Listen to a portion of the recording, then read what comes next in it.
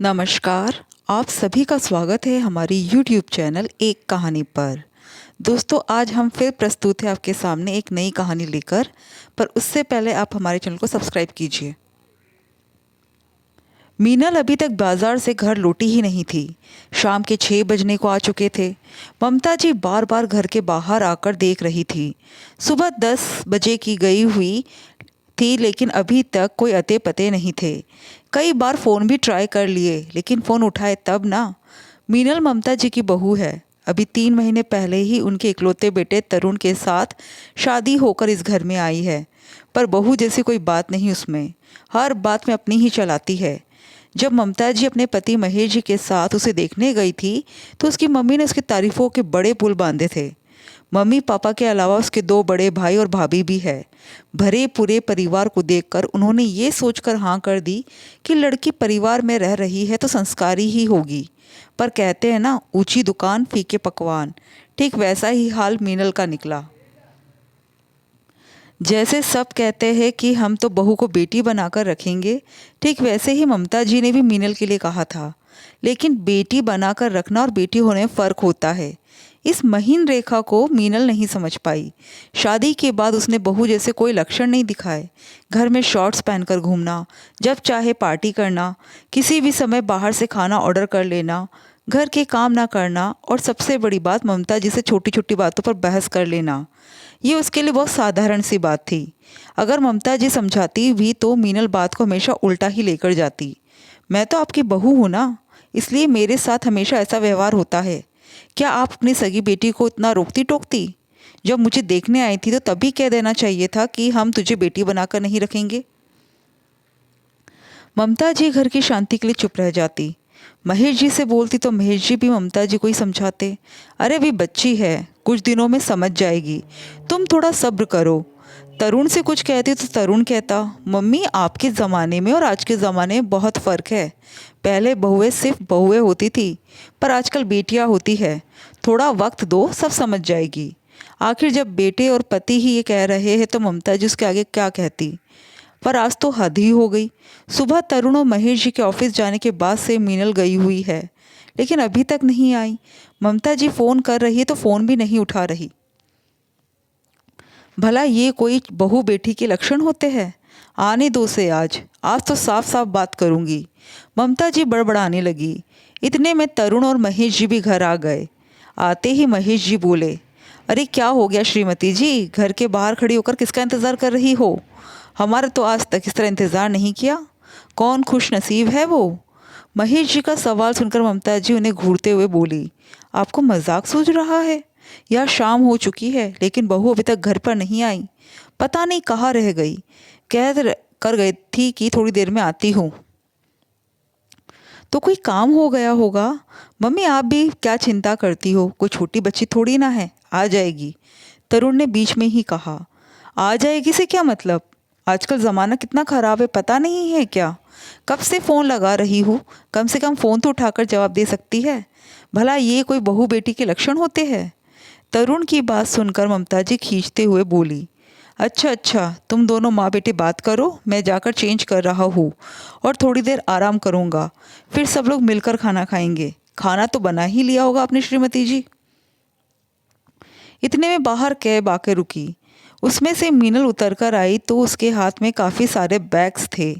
अंदर आते ही बैग्स एक तरफ पटक कर बैठते हुए बोली, आज तो सचमुच बहुत थक गई हूँ, पर शॉपिंग करके मज़ा आ गया। बहू तुम इतना सब कुछ लेकर आई हो? ममता जी ने बैग्स की तरफ देखते हुए कहा, कुछ नहीं मम्मी जी, मेरी ज़रूरत का सामान है। मैं अपने लिए सेल में से खूब अच्छी अच्छी साड़ियाँ लेकर आई हूँ। कुछ मेकअप का सामान है और डेली यूज़ के कपड़े लाई हूँ। मीनल ने ममता जी को जवाब दिया। पर तुम्हारी शादी तो अभी 3 महीने पहले ही तो हुई है। अभी तो कई सारे कपड़े ऐसे जो तुमने पहने भी नहीं होंगे। फिर और शॉपिंग करने की क्या ज़रूरत थी? और मैं तुम्हें कब से फ़ोन लगा रही हूँ, तुम फ़ोन उठाकर जवाब तो दे सकती थी मुझे। भला ये कोई बात होती है? मुझे चिंता हो रही थी, ममता जी ने कहा। मम्मी जी मैं कोई छोटी बच्ची तो हूँ नहीं। शॉपिंग करने ही तो गई थी, लौटकर आ ही जाती ना। जो आप बार बार फ़ोन पर फ़ोन कर रहे थे, कितना एम्बेरस लग रहा था मुझे अपने दोस्तों के सामने। इसलिए मैंने फ़ोन का वॉल्यूम ही बंद कर दिया और रही बात शॉपिंग की, तो मुझे जिन चीज़ों की ज़रूरत थी वो मैं ले आई। इसमें बात का बतंगड़ बनाने की क्या ज़रूरत पड़ गई? मेरी मम्मी ने तो मुझे कभी नहीं रोका, मीनल ने बिगड़ते हुए कहा। बेटा, तुम्हारी मम्मी ने तुम्हें कभी रोका नहीं, क्योंकि वो तुम्हारा मायका था। वहाँ तुम बेफिक्र होकर रहती थी। जी किया तो काम किया, नहीं तो छोड़ दिया। दो दो भाभियाँ थी, संभाल लिया था उन्होंने। पर ये तो तुम्हारा ससुराल है। तुम खुद यहाँ एक बहू हो, वो भी इकलौती। इस घर का भला बुरा सब तुम्हें सोचना है। आखिर अपनी जिम्मेदारियाँ कब उठाओगी? ममता जी ने मीनल से कहा तो मीनल चिढ़ते हुए बोली, मम्मी जी, फिर तो आपको शादी से पहले ही बोल देना चाहिए था कि हम बहू को बेटी बनाकर नहीं रखेंगे। इतनी रोक टोक तो कभी मुझ पर मेरी मम्मी ने भी नहीं की जितना आप टोकती हो। कहकर मीनल कमरे में चली गई। ममता जी ने उदास होकर तरुण की तरफ देखा तो तरुण उल्टा ममता जी को समझाने लगा, क्या मम्मी, आप भी चिल करो ना, क्यों सास बन रही हो? 7 ही तो बजे है, आ तो गई टाइम से। आपकी बेटी होती तो क्या आप उसके साथ इस तरह का बिहेव करती? कहकर तरुण भी कमरे में चलता बना। ममता जी को बुरा लगा। उदास मन से ममता जी कमरे में आ गई और पलंग पर बैठ गई। उन्हें इस तरह उदास देखकर महेश जी बोले, ममता, तुम्हें नहीं लगता कि तुम मीनल की सास बनने की कोशिश कर रही हो? अभी बाहर जो हुआ उसमें तुम्हारा हाथ है। अच्छी खासी घर में शांति थी, बेवजह हंगामा कर दिया। ममता जी उनकी बात सुनकर बोली, आपको भी लगता है मेरी ही गलती है? बहू का ये लेट आना, मेरा फ़ोन ना उठाना, घर की कोई जिम्मेदारी ना लेना, ये गलत नहीं है? अरे तुम छोटी सी बात को क्यों बड़ा बना रही हो? अगर उसे बेटी की तरह मानोगी तो खुश रहोगी। अब तुम्हारी अपनी बेटी होती तो। कहते कहते महेश जी चुप हो गए। पर यह बात ममता जी के दिल पर जा लगी। उन्होंने कहा तो कुछ नहीं, पर अपना मोबाइल लेकर बाहर बरामदे में आ गई। घुटन महसूस हो रही थी, इसलिए अपनी एक सहेली अनु को फ़ोन लगा दिया और बातों बातों में मीनल के बारे में बता दिया। तब अनु ने कहा, देख ममता, बहू और बेटी के बीच में फ़र्क तो होता है। ये बात मीनल को समझना ही पड़ेगी। और रही बात महेश और तरुण की, तो जब तक इंसान को पका पकाया मिलता रहेगा ना, तब तक वो हाथ पैर नहीं चलाएगा। महेश जी और तरुण के सारे काम तो तू कर देती है, इसलिए उन लोगों को क्या फ़र्क पड़ेगा कि मीनल घर का काम करती है या नहीं, अपनी जिम्मेदारियों को समझती है या नहीं। तुझे खुद ही कोई कदम उठाना पड़ेगा, तभी तू खुद की मदद कर सकती है। अनु की बात धीरे धीरे ममता जी को समझ में आने लगी थी।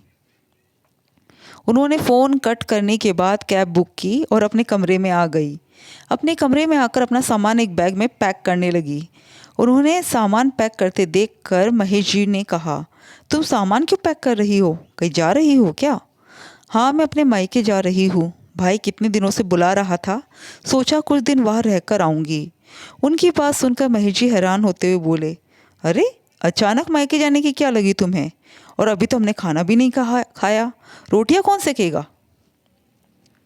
अरे आपकी लाडली बेटी है ना, उससे बोलो। अब क्या हमेशा जिम्मेदारी मैं ही निभाती रहूँगी? ओह, तो लगता है बात का बुरा लग गया, इसलिए अब ये तमाशा कर रही हो। इसमें तमाशे की क्या बात है? अभी मैं अपने मायके जाती तो क्या मेरी बेटी मुझे मायके जाने से रोकती? वही तो पीछे से पूरा घर संभालती। अब तुम बेवजह की बातें कर रही हो तुम। लेकिन ममता जी ने महेश जी की बात को पूरा होने ही नहीं दिया। वो चुपचाप अपना बैग लेकर बाहर आ गई। तब तक कैब भी आ चुकी थी। इतने में तरुण और मीनल भी बाहर आए। तरुण ने आते ही कहा, मम्मी खाना बन। ममता जी को बैग के साथ देखकर तरुण ने बात को पलटकर पूछा, आप कहीं जा रही हो? हाँ, मैं कुछ दिन तुम्हारे मामा के घर जा रही हूँ। बहुत दिन हो गए मुझे मायके गए हुए, इसलिए सोचा थोड़ा चेंज हो जाएगा। कहकर ममता जी बिना किसी बात को सुने वहाँ से रवाना हो गई। ममता जी के इस कदम से सब हक्के बक्के रह गए, लेकिन भूख तो लग रही थी। तरुण ने मीनल की तरफ देखकर कहा, अब खाना? अरे मैं भी थक गई हूँ, मीनल ने धीरे से कहा।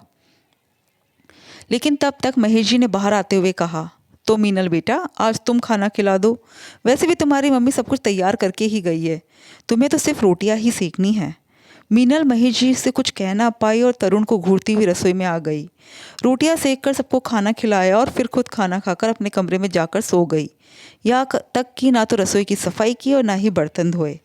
दूसरे दिन सुबह के 8 बज गए, लेकिन किसी की नींद तक नहीं खुली। अचानक तरुण हड़बड़ाकर उठा और मीनल को जगाते हुए बोला, मीनल जल्दी उठो, सुबह के 8 बज चुके हैं। आज तो बहुत देर हो गई, अब तो ऑफिस के लिए पक्का लेट हो जाएगा। पता नहीं पापा भी उठे हैं या नहीं। तुम फटाफट से चाय नाश्ता बनाओ। कहकर तरुण अपने पापा के कमरे की तरफ भागा। तब तक मीनल भी चिड़चिड़ा कर उठी। क्या तमाशा है ये? मम्मी जी को भी मायके जाना ज़रूरी था क्या? बुढ़ापे में भी मायके का शौक नहीं गया। नींद खराब हो गई मेरी। अब रसोई में घुसकर नाश्ता और बनाओ। तरुण ने जाकर देखा तो महेश जी भी अभी तक सो रहे थे। उसने उन्हें भी उठाया और फटाफट तैयार होने को कहा। इधर मीनल रसोई में गई तो रसोई रात की ही बिखरी पड़ी हुई थी। बर्तन झूठे पड़े हुए थे। उसे कुछ समझ ही नहीं आया कि क्या बनाऊं। इतने में तरुण रसोई में आया और बोला, मीनल, कमलाबाई का फ़ोन आया था, वो आज भी नहीं आएगी, इसलिए घर की साफ सफाई भी तुम्हें ही देखनी है। तरुण, मैं ये सब कैसे करूँगी? रसोई बिखरी पड़ी है, रात के झूठे बर्तन पड़े हैं, ऊपर से तुम कह रहे हो कमला भाई भी नहीं आएगी। पिछले 3 दिन से वो छुट्टी ले रही है, और कितनी छुट्टी लेगी? मुझसे नहीं होगा ये सब। या तो तुम यहाँ पर रुककर मेरी मदद करो, वरना मैं भी अपने मायके चली जाऊँगी। मीनल चिड़चिड़ाते से बोली। उसकी बात सुनकर तरुण एक पल के लिए बिल्कुल चुप हो गया और फिर बोला, मीनल, मम्मी भी तो ये सब अकेले संभालती थी, तुम तो कभी उनकी मदद नहीं करवाती थी। मुझे नहीं पता ये सब। तुम्हारी मम्मी ने ये सब जानबूझकर किया है मुझे परेशान करने के लिए। मैं अपने मायके जा रही हूँ, तुम देख लो तुम्हें क्या करना है। मीनल बड़बड़ाते हुए अपने कमरे में चली गई। उसकी ये बातें महेश जी ने भी सुन ली। वाकई उन्हें काफ़ी हैरानी हुई कि बहू एक दिन घर नहीं संभाल पा रही, जबकि वो और तरुण उसी का साथ देते थे। तभी महेश जी तरुण से बोले, बेटा, मैं ऑफिस जा रहा हूँ, चाय नाश्ता वही कर लूँगा। आज तुम घर पर रहकर मीनल की मदद करवा दो। कहकर महेश जी घर से बिना चाय नाश्ता किए ही रवाना हो गए। इधर मीनल ने अपनी मम्मी को फ़ोन लगाया ये बताने के लिए कि वो मायके आ रही है। तो उसकी मम्मी ने पूछा, आज अचानक कैसे मायके आ रही है? सब ठीक तो है? यहाँ कुछ भी ठीक नहीं है मम्मी। मेरी सास तो रूठ कर मायके जाकर बैठ गई। पता नहीं लोग शादी से पहले ऐसा क्यों कहते कि हम तो बहू को बेटी बनाकर रखेंगे। सच बोलने में और करने में बहुत फ़र्क होता है। बड़बड़ाती हुई मीनल ने कल का पूरा किस्सा अपनी मम्मी को कह सुनाया। उसकी बात सुनकर उसकी मम्मी ने कहा, अच्छा, तो तू काम के डर से भागकर यहाँ आ रही है। तुझे तो मेरे जैसे सास मिलनी चाहिए थी, जो बहुओं को डांट डपट कर एक तरफ बिठा कर रखती है।